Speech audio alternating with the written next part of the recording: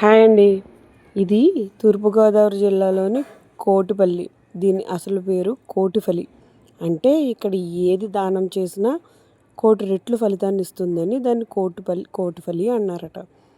అది కాస్త కాలక్రమేణా కోటిపల్లిగా మారింది. దీని చుట్టూ వాతావరణం చాలా బాగుందండి. చాలా ఆహ్లాదంగా ఉంది. ఇది చంద్రుడు ప్రతిష్ఠించిన లింగం. దీని వెనకాలే ఇంద్రుడు ప్రతిష్ఠించిన లింగం కూడా ఉంది. దీనికి దగ్గరలో ద్రాక్షారామలో సూర్యుడు ప్రతిష్ఠించిన లింగం. ఇది అన్నిటికన్నా అతి చిన్న లింగం, గెద్దలింగం అని పిలుస్తారండి. సూర్యుడు ప్రతిష్ఠించిన లింగం అన్నిటికన్నా పెద్ద లింగం.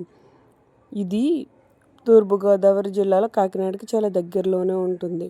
ఒక్కసారి దర్శించండి. ఇది అతి పురాతనమైన శివాలయం.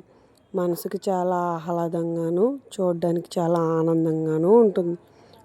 చంద్రదోషాలు ఉన్నవాళ్ళు ఇక్కడికి వచ్చి ఈ శివుడికి పాలతో అభిషేకం చేయించుకుని బియ్యం దానం ఇస్తారండి. ఇది చాలా పురాతనమైన గుడి. ఒక్కసారి వచ్చి దర్శించుకోండి. ఓం నమః శివాయ. ఇది ఎదురుగా మనం వెళ్ళడానికి ఎదురుగా ఉన్న వినాయకుడి విగ్రహం అండి. చాలా బాగుంది. పక్కన నంది అయితే ఇంకా బాగుంది.